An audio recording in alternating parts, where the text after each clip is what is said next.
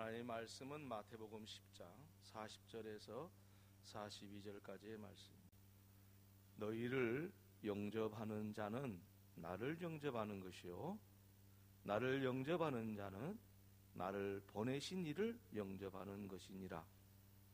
선지자의 이름으로 선지자를 영접하는 자는 선지자의 상을 받을 것이요 의인의 이름으로 의인을 영접하는 자는 의인의 상을 받을 것이요 또 누구든지 제자의 이름으로 이 작은 자 중 하나에게 냉수 한 그릇이라도 주는 자는 내가 진실로 너에게 이르노니 그 사람이 결단코 상을 잃지 아니하리라 하시니라. 아멘. 감사합니다. 고맙습니다. 오늘 우리들의 삶은 이 세상의 끝이 아니라 영원한 하나님의 나라에 있습니다. 그래서 모든 일의 최종 목적도 하나님 나라에 있고요, 함께 살고 있는 모든 사람들과의 관계도 이 세상의 끝이 아니고 하나님 나라에서 영원토록 함께 사는 관계라는 사실을 염두에 두고 살아야 됩니다. 만약에 이것이 흐트러지면 우리는 믿음의 길에서 벗어나게 되는 것입니다. 그래서 그리스도인과 세상 사람들은 전혀 다른 삶을 살게 됩니다. 인생을 계산하는 방법이 다르다는 것이죠. 원리가 다르다는 겁니다. 그래서 세상 사람들, 그런 사람들은 이 세상에서 하는 일의 목적도 이 세상으로 끝나는 거고 사람과의 관계도 이 세상으로 끝나는 것이라고 생각하고 대하고 모든 일을 하고, 예수 믿는 사람은 이 세상의 끝이 아니고 하나님의 나라에까지 관련돼서 하는 일이어야 되고 사람과의 관계도 그렇게 돼야 되기 때문에 예수 믿는 사람과 그렇지 않는 사람의 그 삶은 당연히 다르게 되어 있습니다. 똑같은 것 같지만 결코 그렇지를 않습니다. 예수 믿지 않는 사람들은 생각할 거, 이 좋은 시간에 새싹이 움트고 이 소생의 계절에 친구들과 등산도 가고 여행도 가고 가족들하고 오붓한 시간도 보내지, 그 예배당 안에 들어가 가지고 청승맞게 무슨 예배다냐 이렇게 비난할 수도 있을 겁니다. 세상 사람들의 눈으로 보면은 당연히 그것이 맞아요. 그런데 우리는 그렇게 할 수가 없어요. 세상 사람들은 이 세상이 전부이기 때문에 그렇게 말하는 것이고, 우리는 이 세상은 잠시 잠깐 있는 것이고 영원한 하나님의 나라에까지를 생각하면서 오늘을 살기 때문에 우리는 그 세상 사람이 걷는 길과 우리 예수 믿는 사람이 걷는 길이 다른 거고 다를 수밖에 없는 것입니다. 이것에 대해서 또 갈등하지 말기를 바랍니다. 세상 사람들을 보면서 나도 세상 사람처럼 좀 편하게 살고 싶어, 이런 생각들, 꼭 교회에 매주일 나와야 되나, 이런 생각들, 이런 생각들에서 갈등하지 말기 바랍니다. 세상 사람들을 보면 갈등할 수 있어요. 그런데 세상 사람이 가는 길과 우리가 가는 길은 전혀 달라요. 그렇기 때문에 저와 여러분이 오늘 또 하나님 앞에 예배를 드리고 있는 것이고 오늘 저 영원한 세계를 바라보면서 오늘을 살고 있는 것입니다. 그래서 저와 여러분이 그런 은혜 가운데 살아갈 수 있기를 바랍니다. 그렇다면 우리는 이 세상에 살면서 그리스도인으로서 어떻게 사는 것이 바로 그리스도인의 길을 가는 것이겠는가라는 질문을 던지지 아니할 수가 없습니다. 여러분도 기억하시겠지만 돋보기로요, 그 불을 붙이는 방법들을 다 알고 계시죠. 저는 그 초등학교 다닐 때 학교에서 돋보기로 이 불을 붙이는 그것을 배웠습니다. 그래서 집에 가서 그래서 실험을 해봤는데 진짜 되는 거예요. 야, 신기하다. 어떻게 해서 돋보기 가지고 어떻게 불을 붙일 수가 있나. 참 신기했습니다. 해보고 또 해보고 불장난을 좀 해본 적이 있는데 아마 여러분도 다 기억이 나실 거예요. 참 신비롭죠. 그런데 여러분, 왜 그런 일이 일어납니까? 다른 게 아니죠. 이 태양의 에너지를, 돋보기를 통해서 이 초점을 맞췄고 에너지를 한 대 모읍니다. 한 대 모으면은 그것이 이 빛이 에너지가 되어가지고 불이 붙는 겁니다. 검은 종이를 대고 이렇게 돋보기를 붙이면 신기하게 아주 그 불이 잘 붙습니다. 여러분, 이런 것이 돋보기로 불을 붙이는 이 원리는요, 이 세상에 똑같습니다. 우리나라 국민들이 참 지혜롭습니다. 절대적인 그 권력을 좀 남용해서 그 대통령이 이제 우리나라에 참 씻지 못할 역사를 남기고 말았는데, 만약에 우리 대통령이 그런 상황에 있을 때 아주 똑똑하고 영리한 사람이 대통령이 잘못하니까 어떻게 하든지 이런 일을 못하게 해야 되겠다라고 나섰더라면은 이건 불가능했을 거예요. 그런데요, 이 대통령이 이렇게 되다 보니까 국민들 한 사람 한 사람, 어린 아이라도 이 촛불을 들고 나와가지고 모이기 시작했습니다. 함께 모이니까 마치 그 태양의 빛이 돋보기를 통해서 한 곳으로 딱 모으듯이 촛불을 통해서 한 곳에 딱 모으니까 정말 이 혼자 할 수 없는 일, 이 불의한 것들을 다 이겨낼 수 있는 그런 나라가 되어서, 그래도 뭐 이걸 가지고 외신들은 평가를 하기를 긍정적으로 많이 평가를 한다는 것을 들었습니다. 야, 대한민국이라는 나라는 이 대통령이 탄핵도 받을 수 있는 나라구나. 저렇게 평화롭게 할 수도 있는 거구나. 이번 일을 통해서 우리나라의 그 위치가 실추된 것이 아니라 오히려 반등했다 하고 말하는 사람들도 있습니다. 그렇게 생각해 보니까 이 함께 모인다는 것이 얼마나 중요하냐. 이게 죽고 사는 문제라는 것이죠. 함께 힘을 모으냐 못 모으냐, 죽고 사는 문제라는 거예요. 이번 이제 대통령 선거 기간으로 이제 접어들었는데, 이 대통령을 선거제도로 뽑습니다. 그래서 대통령을 뽑기 위해서 이 선거제도를 도입을 해서 이제 우리나라가 이 대통령을 뽑을 때 선거를 통해서 뽑는데, 이 대통령을 뽑는 이 선거제도가요, 사실은 대통령을 뽑는 것이기도 하지만은 국민의 힘을 한대로 모으는 일입니다.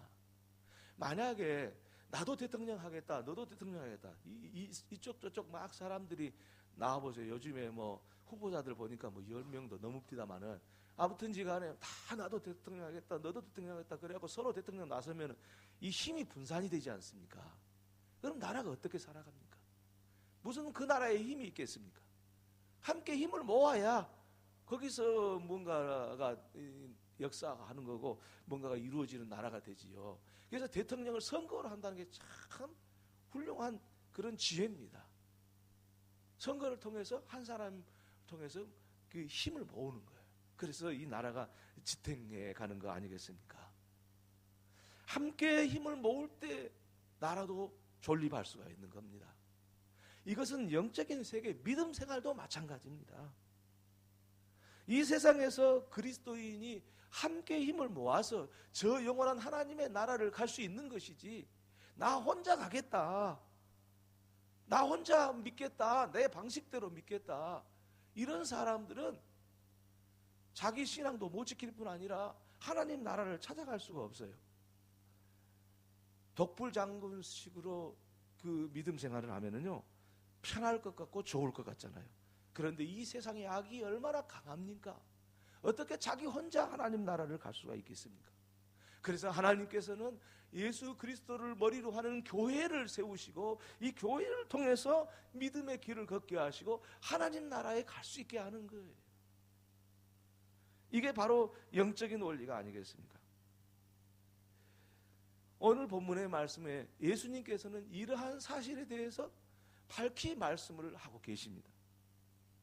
너희를 영접하는 자는 나를 영접하는 것이요, 나를 영접하는 자는 나를 보내신 이를 영접하는 것이니라. 그렇게 말씀을 하셨습니다. 여기서 너희는 할 때 그 너희는 12명의 예수님의 제자를 이야기하고요, 나를 영접한다 했을 때 그 나는 예수님을 이야기하고요, 나를 보내신 이를 영접하는 자, 나를 보내신 이는 하나님 아버지를 이야기하고 있습니다. 그러니까 이 말씀을 다시 읽어보면 이렇게 읽을 수가 있습니다. 12명의 제자를 영접하는 자는 예수님을 영접하는 것이요, 예수님을 영접하면 곧 하나님 아버지를 영접하시는 것이니라. 그 말씀입니다. 이 말을 좀 간략히 줄여서 말씀을 드리면은 12명의 제자를 영접하는 것이 예수님과 하나님 아버지를 영접하는 것이다. 그런 말씀이 되겠습니다. 우리는 이 말씀을 통해서 12명의 제자를 영접하는 사람이 결국은 하나님 아버지와 하나 되고 함께하는 삶을 살게 된다는 말씀을 하고자 하는 이 말씀이라는 사실을 이해할 수가 있습니다. 그래서 이 말씀은 12명의 제자들을 위한 말씀도 아니고 예수님을 위한 말씀도 아니고 하나님 아버지를 위한 말씀이 아니고 12제자를 영접함으로써 하나님과 함께하고 예수님과 함께하는 삶을 사는 그 영접하는 사람들에 대한 이야기예요. 그러니까 예수를 믿지 않다가 예수를 믿고 예수님의 12제자를 12제자로 영접하는, 예수님의 제자로 영접하는 사람들에 대한 이야기라 그런 말씀이 되겠습니다. 12제자를 영접한다는 것은 단순히 제자들을 영접한다는 것이 아니라 12명의 제자들을 영접함으로써 하나님 아버지와 예수 그리스도를 영접하는 이 세계가 열린다, 이 말씀을 하고 있습니다. 이 말씀을 듣고 있었던 그 사람들의 반응은 대단히 의미심장했을 겁니다. 첫째, 예수님이 12명의 제자들이 이야기를 들었습니다. 자, 예수님의 제자들이 이 말씀을 들을 때 단순한 이야기로 들리지는 않았을 겁니다. 왜냐하면은 지금 자기들 12명의 제자를 영접하는 그 다른 사람들에 대해서 말씀을 하셨는데 12명의 제자와 예수님과 하나님 아버지와 동일하게 생각을 하는 거예요. 그러니까 12명의 이 제자들은 이 말씀을 듣고 용기를 얻을 수 있었을 거예요. 야, 하나님 아버지와 우리 예수님과 그리고 우리가 동등한 위치네. 왜냐? 우리 예수님의 12제자를 영접하는 사람이 12제자뿐만 아니라 예수님과 하나님 아버지를 영접하시라는 거 한다는 말씀을 생각해 보니까, 야, 12명의 제자들이 진짜 기분이 좋았을 것 같아요. 어떻게 감히 우리를 예수님과 하나님 아버지와 동등하게 여기시는가? 사실 박해를 받는 그 제자들에게는 이것처럼 위로가 되는 말씀이 없고 용기를 주는 말씀이 없었을 겁니다. 사실 우리가 알고 있다시피 오늘 이 본문의 말씀은요, 예수님께서 12명의 제자를 둘씩 짝지어가지고 세상을 향해서 보내기 전에 하신 말씀이에요. 이 말씀을 듣고 나서는 거예요. 얼마나 용기가 백배했겠어요. 그래서 제자들은 그런 생각을 했을 거예요. 야, 우리가 복음을 담대하게 전하자. 이유가 있다. 우리가 갈 때 하나님 아버지와 우리 예수님이 함께하고 계신다는 것을 이제 알았어. 나 혼자 복음을 전하는 것이 아니야. 하나님이 우리와 함께하고 계시는구나 하는 것을 알았기 때문에 이 12명의 제자들은 아주 용기를 다해서 복음을 전할 수 있었고, 그 결과는 우리가 알고 있다시피 대단한 결과를 가지고 왔습니다. 그래서 귀신이 물러가고 쫓겨나고 병든 자가 살아나고 이제 고침을 받고 그런 역사를 제자들이 경험했다는 거 아니겠습니까?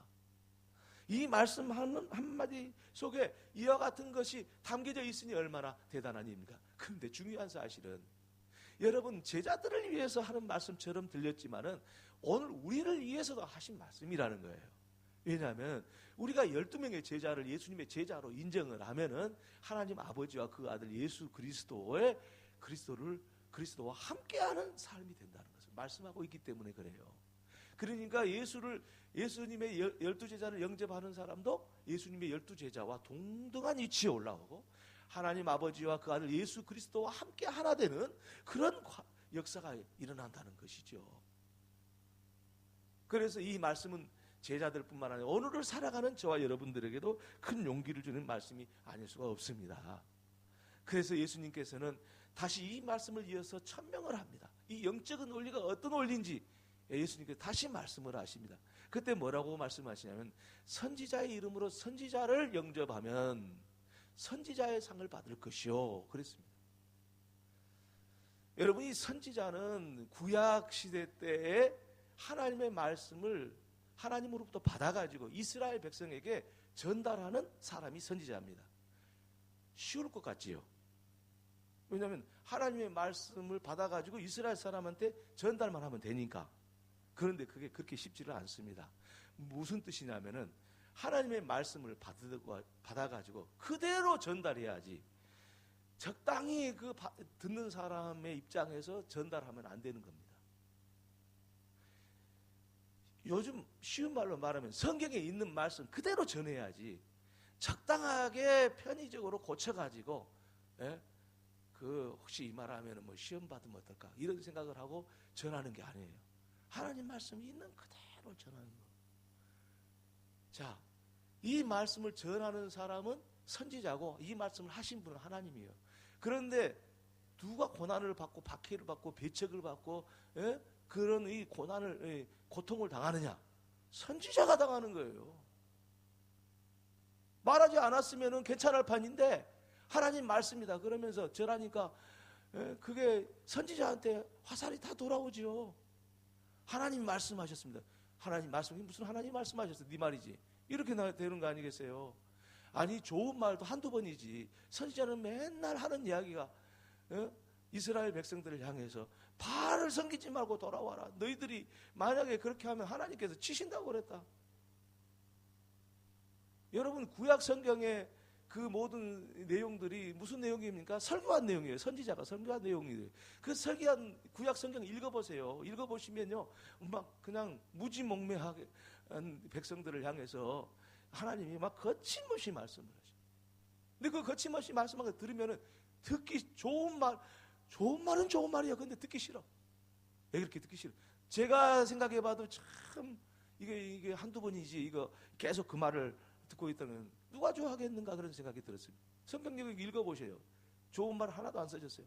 다 너희들은 하나님께로 돌아오면은 내가 용서하고 사랑해 좀 않으면 만약에 바알을 계속 섬기고 있으면 내가 가만두지 않겠다. 너희 3대까지 내가 멸하겠다. 이런 말씀이 막 있잖아요. 근데 선지자들이 그 말을 해야 되는 거예요. 안 하면 그 선지자가 아닌 거예요. 얼마나 고통스럽겠어요. 그래서 선지자는 하나님의 말씀을 듣고 그대로 해야 되는데 중요한 사실은 뭐냐면 이 선지자의 이름으로 선지자를 영접하면 이 이야기는 뭐냐면 선지자가 하는 그 행동에 대해서 그대로 영접하고 받아들이고 선지자의 편이 되면은 어떻게 되겠어요? 그 사람도 똑같이 고난을 받는 거예요. 선지자한테 동조해가지고 선지자의 말씀이 옳습니다. 그렇게 말했다가는 그 말한 사람도 같이 배척을 당하고 고난을 당하고 고통을 당하는 거예요. 그게 쉽지 않잖아요. 저도 목회하면서 그런 걸 많이 느낍니다. 그 사람들까지 고생당하는 걸 보면서 너무 마음이 아픈 거예요. 목사님이 설교를 했는데 어떤 사람은 막 목사님이 설교 맞아. 그리고 어떤 사람 어떻게 그렇게 설교할 수가 있어? 그리고 또 목사 팬들다가 왕따 당합니다. 예? 이것이 바로 선지자의 역할이 아닙니까? 그래도 해야 되는 거예요. 선지자가 뭐 하려고 있어요? 그거 하려고 있는 건데 만약에 그것이 없었으면 이스라엘이 온전했겠어요? 그거 있어도 온전하지도 못하는데 여러분 그래서 사무엘은 사울왕 앞에 가고 당신이 하나님의 거룩함을 범했습니다. 단호히 말했어요.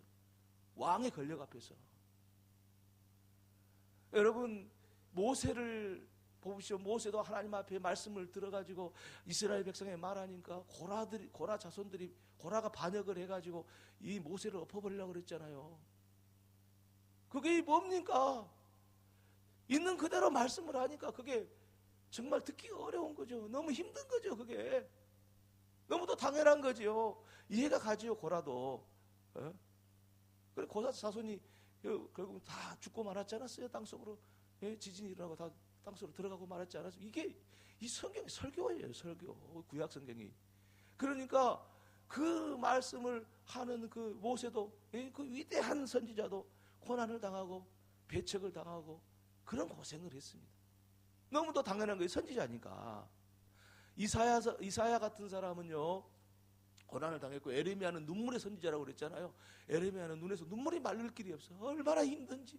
하나님의 말씀을 내가 전하지 않으면 내 안에서 불이 붙는 듯 하여서 내가 견딜 수가 없다. 이스라엘 백성들에게 말씀을 전해야 되는데 내가 어떻게 할 수가 없다. 그러면서 울고 그랬잖아요. 그리고 이사야 같은 사람은 어땠습니까? 그 사람은 죽을 때 톱으로 켜갖고 죽였어요. 왕들 권력을 가지고 바른 말을 한다고 그렇게 죽었어요. 그게 선지자예요. 그런데 그 사람 편 들어보세요. 그 사람이 좋겠냐고. 자, 그러면은 선지자의 이름으로 선지자를 대접하는 사람은 선지자의 상을 받는 것은 너무도 당연한 거예요. 얼마나 동일한 이야기입니까? 예수님이 말씀을 하십니다. 또 이어서 의인의 이름으로 의인을 대접하는 자는 의인의 상을 받을 것이다. 이 말은 의인이라는 것은 아무도 없어요. 우리 예수님 외에는 의인이 없어요. 그런데 여기서 의인이라는 것은 믿는 자를 말하는 거예요. 왜 믿는 자나? 믿는 자만이 의롭다 여김을 받는 거예요. 그래서 의인을 믿는 자로 이야기하는데, 믿음을 가지고 사는 사람, 그 사람에게 동조를 하는 사람은 참 또 고난스럽습니다. 예. 믿음으로 살려고 하면 고난이 오게 돼 있어요. 그런데 그 사람에게 동조하는 사람도 똑같이 취급하는 거예요. 옳습니다. 믿음으로 사는 것이 옳습니다. 그러면 그 이야기 듣고 아니라고 그런 사람이 있잖아요. 하지만 눈치 그런 거 안 보고 믿음은 저분이 정말 하나님 말씀대로 사는데 믿음으로 나도 따라갈 거야. 그러면 어떻습니까? 믿음으로 사는 그 사람까지도 그 따라갔다고 해서 또 외톨이가 되고 왕따가 되는 거 아니겠어요? 믿음으로 사는 것 자체가 박해고 힘든 일입니다. 여러분, 그래서 믿음으로 사는 사람, 의인의 이름으로 의인을 영접하는 자는 의인의 상을 받게 된다, 그런 말씀입니다. 우리 예수님이 한 걸음 더 나아가서 또 누구든지 제자의 이름으로 이 작은 자 하나에게 냉수 한 그릇을 대접한 자는 아버지께서 결단코 상을 잊지 않게 하실 것이다. 제자의 이름으로 이 소자 하나를 대접한다, 이 작은 자 하나를 대접한다. 그 말은 무슨 이야기냐면요, 자, 이 작은 자라는 건 믿음이 작은 자입니다. 좀 볼품 없이, 믿음도 별로 없이, 저 우리 교회 신앙생활로 따져 보면은 그냥 있는지 없는지 모를 사람, 그 사람이라 할지라도 그 사람은 예수님의 제자가 된 거 아닙니까? 예수 믿는 사람은 다 제자니까. 그 사람, 작은 사람한테라도 냉수 한 그릇이라도 대접을 하면은 하나님이 상을 잊지 않겠다 이거예요. 꼭 주시겠다 이거예요. 응? 여러분, 그것이 바로 예수님이 우리에게 말씀하시는 거 아니에요? 그래서 너희들을 영접하는 자는 나를 영접하는 것이고, 나를 영접하는 자는 하나님 아버지를 영접하는 것이다. 선지자의 이름으로 선지자를 대접하는 선지자의 상을 받을 것이고, 의인의 이름으로 의인을 대접하는 자는 의인의 상을 받을 것이요, 또 누구든지 제자의 이름으로 작은 자 하나에게 냉수 한 그릇이라도 드리면은 그것을 하나님 아버지께서는 결단코 상을 잃지 않게 하실 것이다. 이 말씀을 우리에게 하고 있는 것입니다. 이 말씀에 대해서 정말 그 참 이해를 돕는 그런 그 이야기가 하나 생각이 나서 함께 말씀을 드립니다. 톨스토이라는 사람, 모르는 사람 별로 없죠. 톨스토이 작품은 안 읽어봤어도 톨스토이는 많이 들어봤을 거예요. 안 읽어본 사람이라도. 왜냐하면 정말 이 러시아의 문호, 세계적인 문호가 아닙니까? 대단한 사람이죠. 많은 책을 썼고 많은 감명을 주었던 사람이에요. 이 톨스토이도 사실은 이 인생을 보면은 참 제약에서 벗어나지 못한 삶을 많이 살았어요. 그러다가 돌아서가지고 이 위대한 작가가 된 겁니다. 그런데 톨스토이 작품 중에서 여러분 다 생각나는 작품 많이 있겠지만은 세 가지 의문이라는 그런 작품이 조그만 글이 있습니다. 그 이야기의 내용은 뭐냐면, 한 임금이 이 국가를 다스리고 나라를 다스리는데 고민스러운 게 하나 있어요. 그게 뭐냐면은 이 세상에서 가장 중요한 때가 어떤 때인가? 그리고 이 세상에서 가장 중요한 사람은 어떤 사람인가? 그리고 이 세상에서 가장 중요한 일은 어떤 일인가? 이 세 가지 질문이 이 왕을 괴롭게 한 거예요. 왜냐하면 통치를 하려고 하니까 그 판단력이 중요하지 않습니까? 결정을 내려야 되는데 세상에서 가장 중요한 시간, 세상에서 가장 중요한 사람, 세상에서 가장 중요한 일이 무엇인지도 모르고 이 일을 해서는 안 되겠다는 생각이 들었던 거예요. 그래서 신하들을 풀어가지고 학자들 다 모아라. 너희들도 많이 연구해봐라. 그리고 나한테 발표를 해라. 세상에서 가장 중요한 시간이 어느 때고 세상에서 가장 중요한 일이 무엇이고 가장 중요한 사람이 어떤 사람이냐. 그러니까 학자들이 와서 발표를 했습니다. 신하들이 나름대로 임금 앞에 많은 설명을 했습니다. 그래도 임금이 도저히 양이 차지를 않습니다. 그래서 임금이 이름난 은자, 그러니까 숨어서 돌을 닦는 이 수도사라고 말할 수 있겠죠. 이 수도사한테 직접 찾아갑니다. 하도 답답해서. 이 수도사한테 갔는데 수도사가 이 왕이 왔는데도 불구하고 밭을 계속 갈고 있는 거예요. 묻는 말에는 대답도 하지도 않고 계속 가고. 그러고 있는데 한 사람이 피투성이가 돼가지고 이 두 사람 앞에 덕원이 나타난 거예요. 아니 보니까 금방 아주 이거 치료를 안 해주면 금방 죽을 것 같아요. 그래서 왕이 자기의 옷 도포자락을 찢어가지고 이 피 흘리는 이 상처를 묶어주고 싸매주고 그렇게 청성스럽게 간호를 해주었습니다. 그래서 이 사람에 대해서 알아보니까 이 사람이 어떤 사람이냐면은 이 임금님에 대해서 원한을 가진 신하였습니다. 어떤 일 때문에 원한은 가졌겠지요. 그런데 이 신하를 원한을 갖던 신하가 이런 이 피습을 당해가지고 죽을 지경이 됐는데 임금이 이렇게 극진히 간호를 해주니까 이 신하가 감명을 받아가지고 무릎을 꿇고 이야기합니다. 이제부터는 임금님의 충성스러운 신하가 되겠습니다. 그렇게 이 신하가 고백을 하는 겁니다. 그때 이 임금이 아는 거예요. 이 세상에서 가장 중요한 시간은 현재 지금이고 이 세상에서 가장 중요한 사람은 지금 내가 대하고 있는 이 사람이고 이 세상에서 가장 중요한 일은 지금 내가 있는 내 앞에 있는 이 사람에게 사랑하고 선을 베푸는 것이다. 이걸 깨닫고 바로 임금이 신하들에게 와서 나라에 선포를 합니다. 이 세상에서 가장 소중한 사람은 지금 여러분 곁에 있는 그 사람이고 그리고 곁에 있는 사람에게 사랑과 선행을 하는 것이 가장 중요한 일이고 그리고 지금 하지 않으면 안 되는 지금 이때가 여러분에게 가장 중요한 때입니다 라고 나라에 공포했다는 이야기입니다. 이 이야기를 통해서 톨스토이는 자기의 믿음 생활을 어떻게 해야 되는지 무엇이 믿음 생활을 하는 그 원리를 이야기를 하고 있는 것입니다.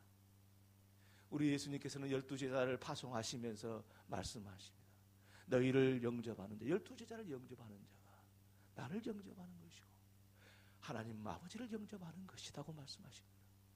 그리고 선지자의 이름으로 선지자를 영접하면 선지자의 상을, 그리고 의인의 이름으로 의인을 영접하는 자는 의인의 상을, 그리고 소자 중에 하나에게 냉수 한 그릇이라도 대접했다면 그 상을 결코 잊지 않겠다 말씀하십니다. 이게 무슨 뜻이겠습니까? 이것은 다름이 아니라 오늘 우리가 예수 그리스도를 믿음으로 하나 됨으로써 오늘 현재 그리고 우리와 함께 있는 이 귀한 분들 그리고 함께 그분에게 함께 있는 분들에게 사랑과 선행을 하는 것, 이것이 하나 되는 길이고 이것이 함께하는 길이고 이것이 바로 구원의 길이요 생명의 길이요 믿는 자가 걸어가야 될 길이라는 사실을 말씀하고자 하는 것이었다는 사실입니다. 사랑하는 여러분, 우리는 이 말씀을 하나님이 하신 말씀으로 받아들이고 그리고 그 말씀을 붙잡고 살아가게 되면 하나님께서 우리에게 예비하신 큰 상을 주시리라고 믿습니다. 오늘 우리 인생은 이 세상에서 끝이 아니라 영원한 하나님의 나라에까지 연결되는 오늘을 살고 있다는 사실, 이것을 잊지 않고 살아가는 저와 여러분 되면은 하나님이 기뻐하시는 상 받을 사람으로 살아가게 될 줄로 믿습니다. 이 은혜가 저와 여러분과 함께 하기를 주님의 이름으로 축원합니다. 기도드리겠습니다. 하나님 우리 아버지, 함께 하셔서 우리에게 용기를 주시고 위로해 주시는 그 하나님, 우리 아버지, 이제 이 말씀을 우리 마음에 깊이 담아둡니다. 그리고 이제 오늘 이 세상에서 끝이 아니라 주님의 나라, 영원한 나라에까지 살 것을 생각하면서 오늘을 사는 저희들이 되어서 서로 함께하고 서로 하나가 되어서 주의 거룩한 뜻을 이루고 주님께 영광을 돌리는 저희들 되게 해 주옵소서. 예수님의 이름으로 기도 올리옵나이다. 아멘.